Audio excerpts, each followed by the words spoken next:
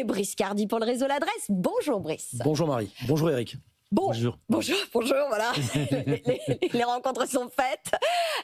Je le disais un peu en préambule, mais on va mettre quand même les pieds dans le plat.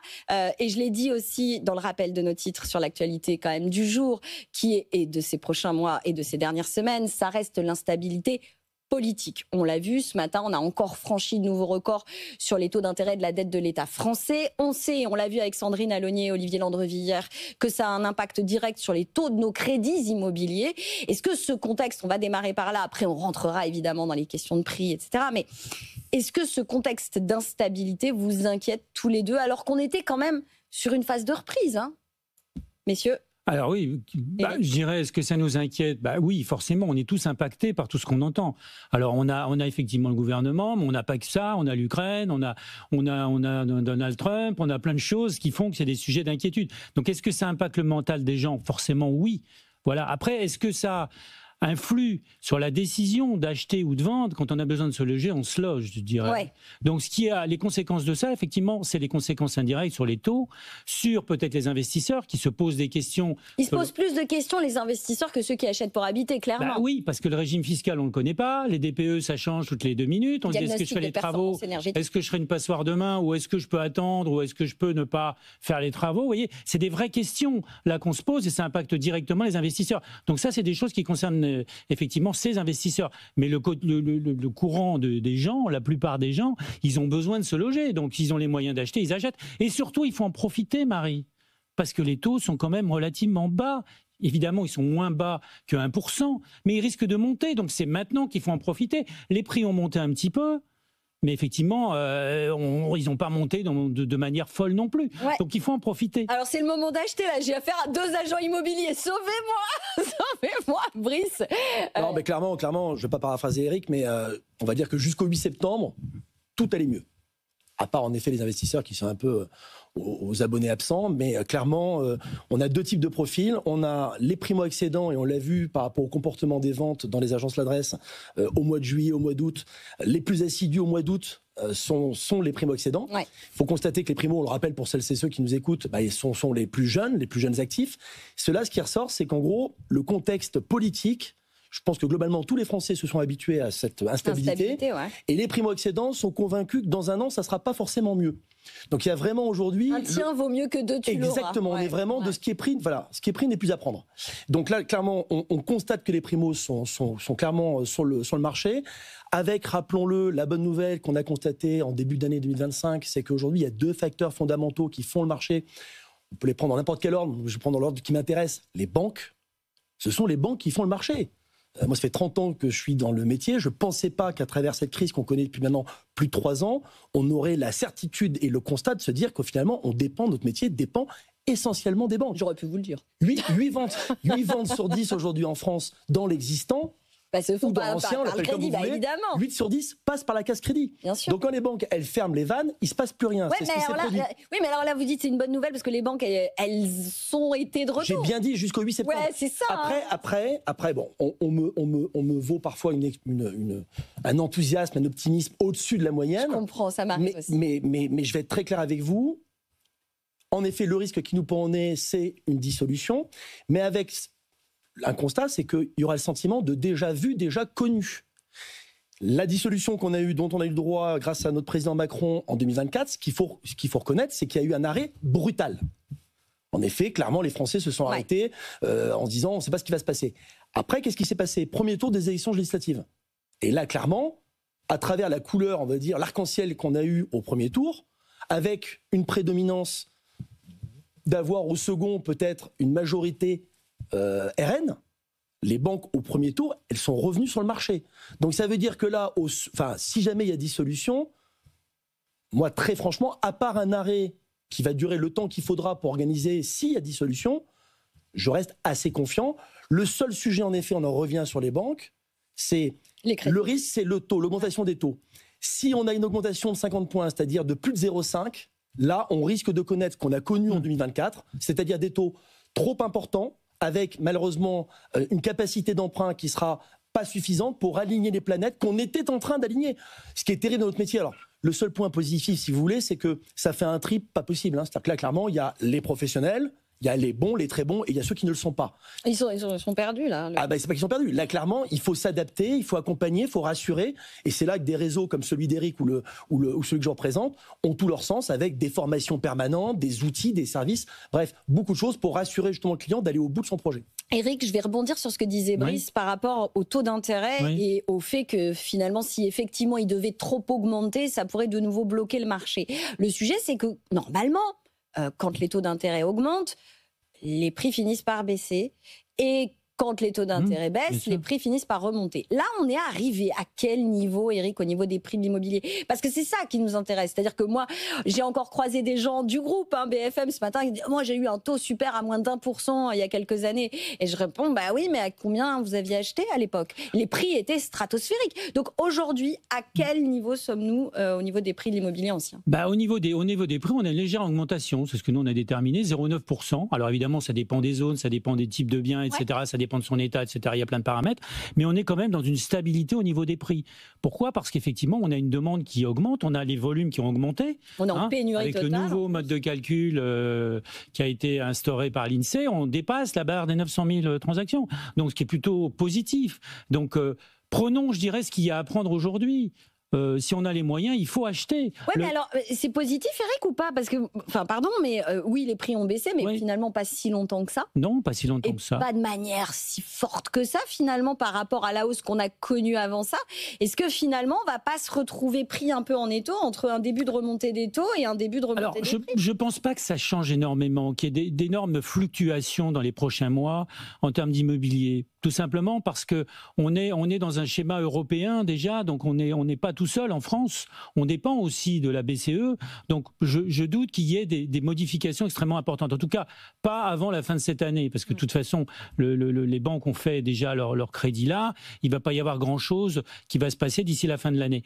Donc je dirais, moi, ce qui me soucie plus, c'est l'insuffisance de logements. C'est ça qui me soucie. La pénurie de logements qui fait gonfler les prix, notamment les prix des loyers. Et ça, c'est un vrai problème qui n'est pas un problème immobilier, c'est un problème de logement. Parce que l'immobilier va bien. Vous faites le distinguo entre l'immobilier effectivement, le logement ne va pas bien. Le logement est parent pauvre de notre société aujourd'hui. Plus personne, en tout cas l'État ne s'en préoccupe plus. On a des contraintes avec le DPE qui changent régulièrement en fonction des intérêts et de la situation, parce qu'on s'est aperçu qu'on avait mis le curseur trop haut et finalement on ne peut pas tenir le curseur, donc on va réaliser qu'il y a des biais de calcul en fait, qui sont déjà connus depuis très longtemps, mais on va modifier le thermomètre pour arriver à correspondre à la température qu'on veut. On fait rentrer au chausse-pied. Voilà, c'est un peu ça. Et c'est ça qui me soucie surtout, c'est cette insuffisance de vision, cette absence de politique du logement, cette absence de stabilité de la fiscalité. Et là, il y a quelque chose de très intéressant, je ne vais pas parler trop longtemps, mais il y a le rapport d'Aubes-Cosson.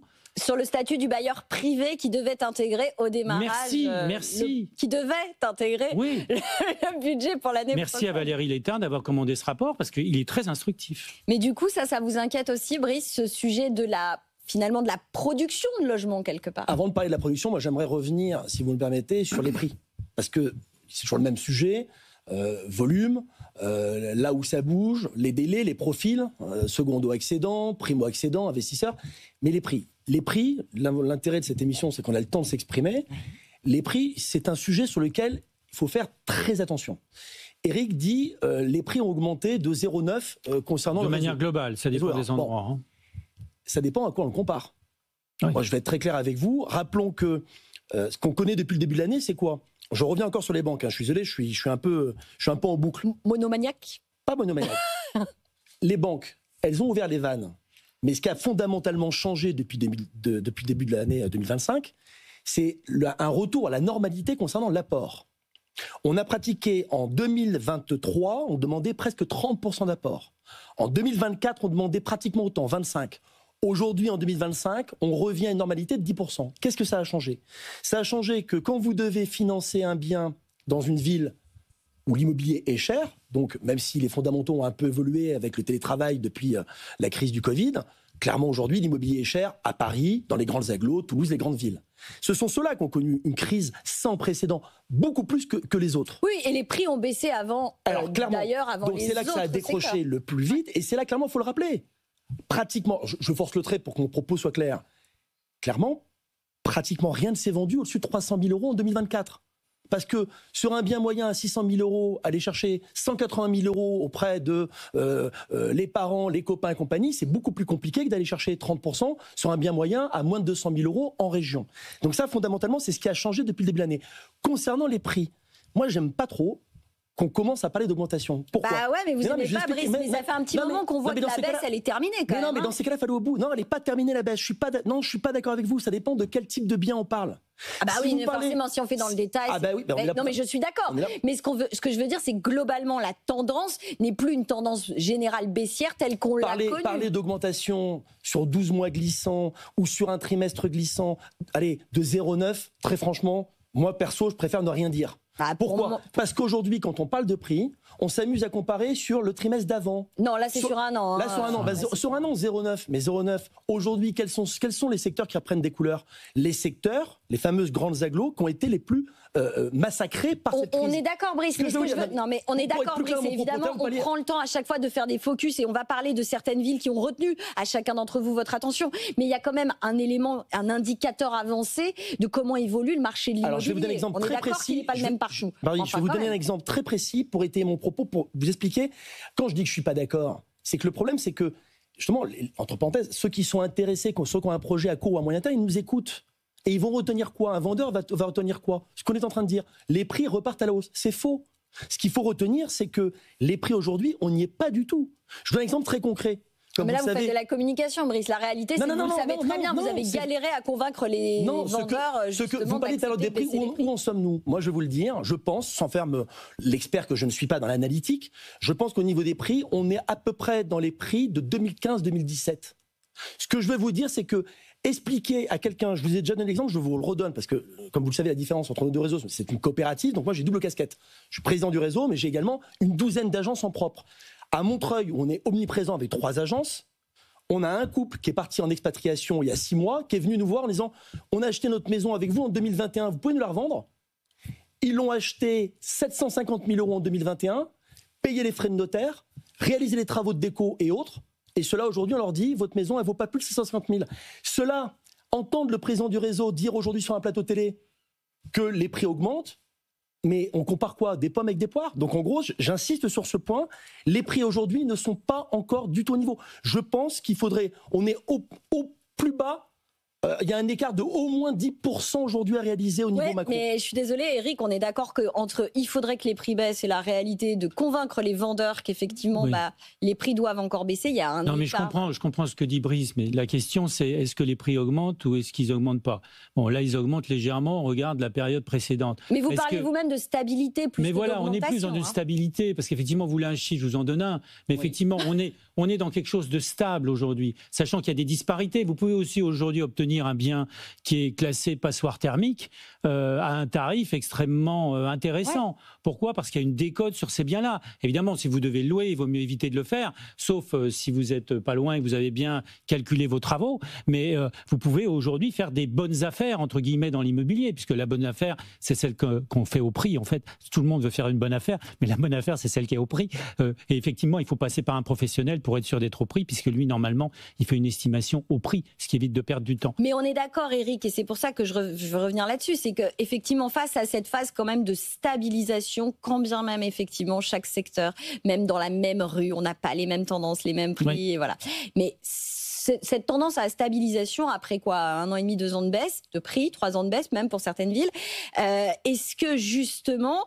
et c'est là où je vais être très optimiste, Brice, ce début de remontée des taux en parallèle ne pourrait pas justement corriger les velléités de certains vendeurs à repartir à la hausse parce qu'on leur a dit que les taux d'intérêt... Ce qui est déterminant, c'est moins les banques que les taux, puisque les banques sont effectivement dans un carcan, même si elles ont une latitude qu'elles n'utilisent pas toujours. Et là, effectivement, parfois, on se pose quelques questions. Néanmoins, c'est les taux qui déterminent tout, effectivement. Donc, si les taux remontent, forcément, beaucoup de gens vont se retrouver moins solvabilisés, ce qui va diminuer les volumes, empêcher des gens d'acquérir, c'est certain, ou alors avoir une pièce de moins. Mais là, actuellement, on a vu que le pouvoir d'achat immobilier avait augmenté. Ça, c'est la bonne nouvelle pour être optimiste au regard de l'année précédente. Ça veut dire que c'est quasiment une pièce de plus, ou en tout cas quelques mètres carrés en plus, ça dépend de la taille de la pièce. Mais en tout cas, c'est positif. Donc c'est ça pour moi qu'il faut retenir. Et il faut en profiter parce qu'il est possible que ces taux remontent. C'est ce que vous disiez. Est-ce qu'il faut avoir... Alors, je sais, encore une fois, je plaisantais en démarrage de ce débat en parlant, je suis avec des agents immobiliers, c'est toujours le moment d'acheter. Mais j'ai envie de dire, est-ce que c'est le moment de se précipiter? C'est un peu ce qui se passe. Hein. C'est-à-dire que là, quelque part, cette instabilité, l'annonce avec le vote de confiance qui devra s'exprimer le 8 septembre, on le voit bien. Là, je le vois dans les chiffres qui remontent au niveau du réseau. On a une dernière semaine d'août qui a été plutôt active. Bon là, on est dans les premiers jours de septembre, mais la dernière semaine d'août déjà montre qu'il y a quand même un engouement à se dire, une fois de plus, voilà, il vaut mieux un tien que deux tu l'auras, comme vous l'avez dit tout à l'heure, et encore une fois de plus, les primo-actifs, les primo-accédants, je veux dire. Donc, clairement, les primo-actifs. Donc clairement, oui, en effet, on craint, et la preuve, il y a quelques annonces aujourd'hui qui montrent que les taux sensiblement remontent à la hausse. Alors, si on est sur des augmentations de 0,10, 0,20 points... Oui, on sait que c'est plus symbolique aujourd'hui que douloureux. Hein, mais ce qu'il faut éviter, c'est basculer au-dessus de 3,5 sur 20 ans. On n'est pas loin, c'est pour ça qu'il faut être extrêmement vigilant. Et c'est pour ça qu'on voit bien que ceux qui ont des projets à court ou à moyen terme sont en train d'accélérer justement leur prise de décision. Ceci dit, juste un dernier mot là-dessus. L'immobilier, c'est quand même un îlot de stabilité. C'est-à-dire que, imaginons le pire demain, c'est-à-dire une difficulté de gouvernement, etc. Qu'est-ce qui reste de stable ? Vous avez l'or et vous avez l'immobilier. Ouais. Le reste, effectivement, c'est du virtuel. Sachant que se loger est un besoin essentiel et qu'il n'y a pas assez de logements. C'est-à-dire qu'on investit dans quelque chose qui est insuffisant, donc forcément qui est très demandé. Et en plus, c'est quelque chose de concret. C'est pas virtuel. Donc, je dirais, il faut se précipiter pour répondre à votre question. Il faut acheter si on peut le faire. Après, n'oubliez pas, je m'adresse à nos auditeurs et téléspectateurs. Si on peut le faire. La conviction, en tout cas, de nos spécialistes d'hier sur le crédit immobilier de Sandrine Ollier et Olivier Landrevis, c'était de dire, quand bien même, effectivement, on va entrer dans une phase de hausse de taux, elle sera quand même assez modérée et certainement pas aussi brutale que celle qu'on a connue au moment de la crise inflationniste. Le projet immobilier, c'est souvent le projet d'une vie. Donc, on ne se précipite pas non plus pour faire n'importe quoi. Je le dis quand même d'un mot. Voilà. Par contre, pour ceux qui ont un crédit avec une offre, qui n'ont pas encore objectivement signé le crédit, mais qui ont une offre écrite de la banque, ce qu'il nous disait hier sur le plateau, c'était méfiez-vous de la date limite, parce qu'il y a des dates de péremption sur les offres bancaires. Donc là, pour le coup, si vous êtes déjà en train de finaliser votre projet, accélérez un tout petit peu le rythme. Quand même, on va donner des noms, puisque Brice voulait faire dans la dentelle pour nous dire qu'en France, c'était plein de villes et plein de territoires et de réalités immobilières différentes. Donnez-nous des noms. Où est-ce qu'il faut aller? Où est-ce qu'il faut que je regarde? Quels sont les marchés les plus porteurs aujourd'hui? Quelques noms. Mais pourquoi faire pour investir? Pour acheter, pour investir, à vous de me dire. Pour investir. Aujourd'hui, où est-ce qu'il y a des opportunités, où il y a de l'offre, où les prix sont acceptables, où on n'est pas en phase de remontée, où ça baisse encore? Là où c'est le bon moment de revenir sur le marché, c'est par exemple Paris. Parce que tout à l'heure, on parlait des prix, même si en effet, sur un trimestre glissant, sur 12 mois glissants, mais en reparlant d'une année pas terrible, les prix reprennent un tout petit peu de couleur. Aujourd'hui, ce qu'il faut rappeler à celles et ceux qui nous écoutent, c'est qu'on a beaucoup plus d'offres. On a au moins 10% de plus de biens à proposer à celles et ceux qui veulent se loger ou investir. Donc si vous le voulez, si vous le pouvez, Paris, ok. Paris parce que, ça reste Paris. Paris parce que les prix ont nettement baissé. Paris parce que, je rappelle ma casquette, double casquette, je suis également administrateur de biens, donc je fais beaucoup de gérance locative. Et on le voit bien dans les rapports de sortie de lot de gestion. C'est pratiquement 2 sur 3, pour pas dire 3 sur 4, qui, lorsqu'ils sortent de gestion, passent à la vente. Parce que les propriétaires, on avait déjà du mal à les convaincre de faire un coup de blanc. Donc aujourd'hui, faire de la rénovation avec tout ce que ça engendre, ils préfèrent dire allez, c'est bon, je le mets en vente. D'autres villes, donc aujourd'hui, il y a d'autres villes. Non, je peux parler d'Angers. Angers, qui est une ville assez référence, parce que je crois depuis la 5e ou 6e année consécutive, ville préférée où il fait bon vivre, etc. Donc Angers, qui confirme que le volume est au rendez-vous. Donc aujourd'hui, sur le reste de l'adresse, si vous voulez quelques chiffres et quelques villes, on est à plus 10% au niveau macro. Angers fait partie des villes qui ont justement profité de cette reprise et capacité à vendre des biens au-delà de 200 ou 300 000 euros. Donc Angers, les prix repartent enfin, je ne veux pas parler des prix. les volumes aujourd'hui sont bien meilleurs que l'année dernière à la même période. Et car ensuite, on a des villes. Alors, c'est là que c'est intéressant, comme je vous le disais, les villes qui ont décroché le plus tôt et le plus fort sont les grandes agglos. Bizarrement, on a les fameuses villes, on les appelle comme vous voulez, les villes-préfectures, les villes-cathédrales, les fameuses villes qui ont eu un élan d'attrait juste post-Covid.